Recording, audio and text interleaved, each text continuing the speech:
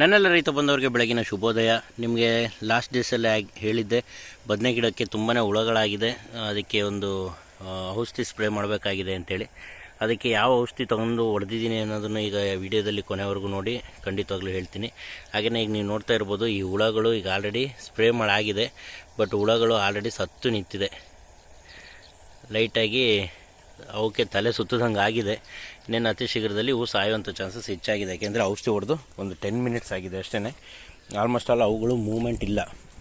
ನೀವು ನೋಡ್ಬೋದು ಔಷಧಿ ಹೊಡೆದಿರೋದೆಲ್ಲ, ಅಲ್ಲಿ ಏನು ಬ್ಲೂ ಕಲರ್ ಕಾಣಿಸ್ತಾ ಇದೆಯಲ್ಲ ಅದೆಲ್ಲ ಈಗ ತಾನೇ ಔಷಧಿ ಹೊಡೆದಂಥದ್ದು. ಅದು ವರ್ಕ್ ಮಾಡೋಕ್ಕೆ ಶುರು ಮಾಡ್ತಾ ಇದೆ. ಹುಳುಗಳೆಲ್ಲ ಆಲ್ಮೋಸ್ಟ್ ಆಲ್ ಗಿಡದ ಒಳಗಿದ್ದ ಹುಳುಗಳು ಹೊರಗಡೆ ಬರ್ತಾ ಇದ್ದಾವೆ. ಇನ್ನೊಂದು ಸ್ವಲ್ಪ ಹೊತ್ತು ಬಿಟ್ವಿ ಅಂತಂದರೆ ಆಲ್ಮೋಸ್ಟ್ ಆಲ್ ಎಲ್ಲವೂ ಸಹ ಮರಳಿ ಬಾರದ ಊರಿಗೆ ಹೋಗಿದೆ ನನ್ನ ಪಯಣನಾಗಿ ಹೊರಟುಬಿಡ್ತವೆ. ಹಾಗೆಯೇ ಇದನ್ನು ಕಂಟ್ರೋಲ್ ಮಾಡೋಕ್ಕೆ ನಾನು ಯಾವ್ಯಾವುದೆಲ್ಲ ಔಷಧಿಗಳನ್ನು ಇವತ್ತು ಸ್ಪ್ರೇ ಮಾಡಿದ್ದೀನಿ ಅನ್ನೋದನ್ನು ಈ ವಿಡಿಯೋದಲ್ಲಿ ಹೇಳ್ತಾ ಹೋಗ್ತೀನಿ ನೋಡಿ.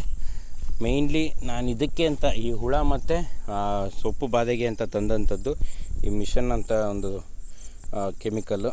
ಇದು 300 ರುಪೀಸು ಇದೆ, 350 ರುಪೀಸು ಇದೆ. ಡಿಪೆಂಡ್ ಅಪಾನ್ ನೀವು ಹೇಗೆ ಮಾತಾಡ್ತಿರೋ ಕಸ್ಟಮರ್ ಹತ್ರ, ಇದು ಅಂಗಡಿ ಹತ್ರ, ಅದ್ರ ಮೇಲೆ ಡಿಪೆಂಡ್. ಬಟ್ ಇದು ಯಾವ ಮಟ್ಟಿಗೆ ವರ್ಕ್ ಮಾಡುತ್ತೆ ಅನ್ನೋದನ್ನು ನೆಕ್ಸ್ಟ್ ವೀಡಿಯೋದಲ್ಲಿ ಹೇಳ್ತೀನಿ. ಯಾಕೆಂತಂದರೆ ಇದು ನಾನು ಫಸ್ಟ್ ಟೈಮು ಇದನ್ನು ಸ್ಪ್ರೇ ಮಾಡಿರೋಂಥದ್ದು. ಇನ್ನು ಅದೇ ರೀತಿ ಫಸ್ಟೆಲ್ಲ ನಾನು ಸ್ಪ್ರೇ ಮಾಡ್ತಿದ್ದಂಥದ್ದು ಈ ಕೊರೋಜನ್ ಅನ್ನೋಂಥ ಒಂದು ಮೆಡಿಸಿನ್ನು.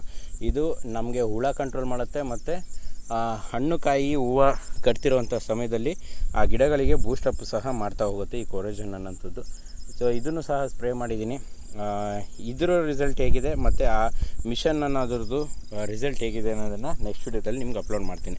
ಇನ್ನು ಅದೇ ರೀತಿ ಫಂಗಿಸೈಡ್ ಅನ್ನೋದನ್ನು ಒಂದು ಸ್ಪ್ರೇ ಸ್ವಲ್ಪ ಮಟ್ಟಿಗೆ ಹಾಕ್ಕೊಂಡು ಸ್ಪ್ರೇ ಮಾಡಿದ್ದೆ.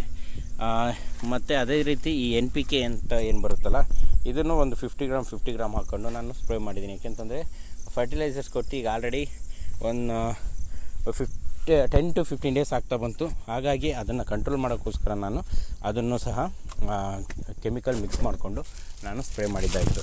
ಇನ್ನು ಅದೇ ರೀತಿ ಅದ್ರ ಜೊತೆಗೆ ಅಂತೇಳಿ ಸ್ವಲ್ಪ ಹಳೆ ಔಷಧಿ ಉಳಿದಿದ್ದು ನಮ್ಮ ಹಳೆ ತರಕಾರಿಗೆ ಅಂತೇಳಿ ತಂದಂಥವು.